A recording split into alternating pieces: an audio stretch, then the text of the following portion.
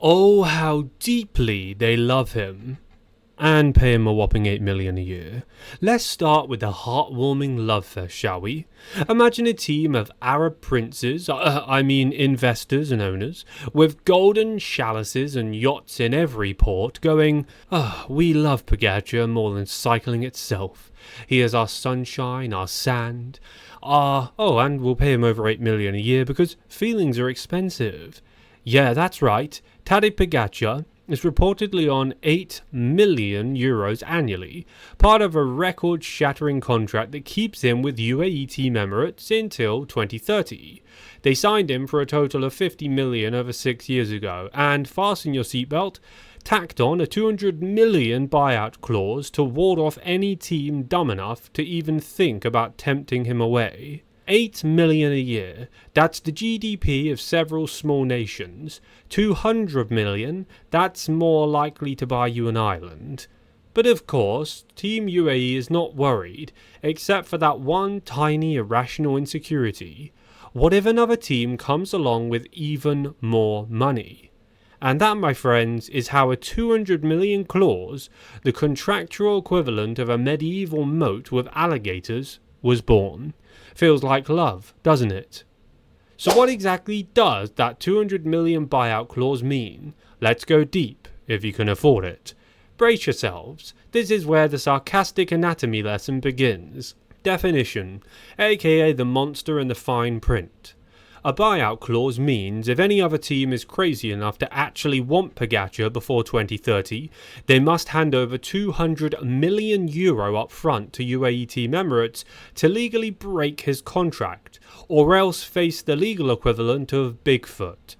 Why 200 million of all insane numbers? Historically, buyout clauses in cycling were modest, maybe months' salaries or some nominal fee. But now, Pogačar is so vast it's basically a go away peasant teams kind of sign. Before, an alleged €100 million, now doubled, as his agent, the only one who finally figured out the math, said, quote, yes, before it was 100 and now it is 200 million. There is not a big difference. In no case are there proper possibilities of changing teams. It's as if you'd write 500 million. So, how does a team actually buy him out? In theory, rival teams give UAE 200 million, the contract is then torn up. Then you can talk salary, bonuses and where he lives, his dog's name, etc. Basically everything else that actually matters. Why will no one ever do this? Well, A, the budget to Bolo. World Tour team budgets often hover around 15 to 25 million per year. Spending 200 million on one rider just to talk, that's like buying the Taj Mahal to store your socks in. They'd literally go bankrupt overnight. B, ROI. What's ROI? Well, you'd never recoup that cost, even if Pogačar wins every race 5 years running. Merchandise, photos, media rights, they'd still be losing money. C, UAE Team Emirates doesn't even want to sell. The clause isn't about fair market, it's about not on the market at any price. Basically, POA to the point where we don't want to care. The practical effect, no sane team will pay this. Negotiations become moot. Why bother offering more money if you have to pay 200 million anyway? It locks him in, scares off rumour mills, and basically keeps the cycling press pitching, is Pogačar staying? Stories to a zero. As UAE team manager Mauro Gianetti put it, quote, Tadej is not on the market. What he's doing for Abu Dhabi is worth more than the races he wins. He has a great relationship with the royal family. So, in summary, it means, quote, we paid a fortune to keep him, don't even think about it. Everyone else moves on to chase Remco or Jonas because that 200 million moat is unaffordable. But wait, has any rider ever had their clause met and been snatched away in history? So let's take a look at the history books of cycling. Remco Evenepoel, he eventually did get to move, but only after paying a 2 million buyout clause. That's not even the change from 200 million, more like the money found under your couch. Still, a rival team just happened now. Red Bull Bora-Hansgrohe had to pony up that amount and renegotiate. Primož Roglic, he managed to move from Visma Lease Bike to Red Bull Bora-Hansgrohe, with the previous team consenting to let him leave, presumably after some negotiation. Again, an actual transfer happened, but clearly not on the scale of 200 million. Wout van Aert, let's call it lawsuit grip.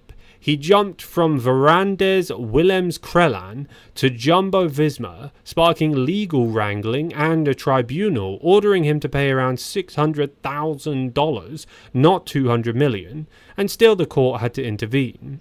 Lorena Wiebes, the women's peloton version of "But I Have a Clause," she faced legal threats from her team, but still eventually signed with Sunweb in a compromise. Not a 200 million blowout though. So yes, riders have changed teams mid-contract, but with buyouts in the low millions and usually with messy legal drama. Imagine trying that with a clause 200 million high. You'd need a central bank. The bigger picture, buyout clauses are getting big, but Pogačar's clause is just ridiculous. If you thought the cycling market couldn't get more bloated, buckle up. Multi-year, multi-million contracts are now the norm. Egan Bernal signed with Team Sky after breaking out in a 4-year deal, then negotiated a 5-year deal worth 13 million total up to 2023. Not 50 million, but close enough for us to feel warm and fuzzy about pay inequality.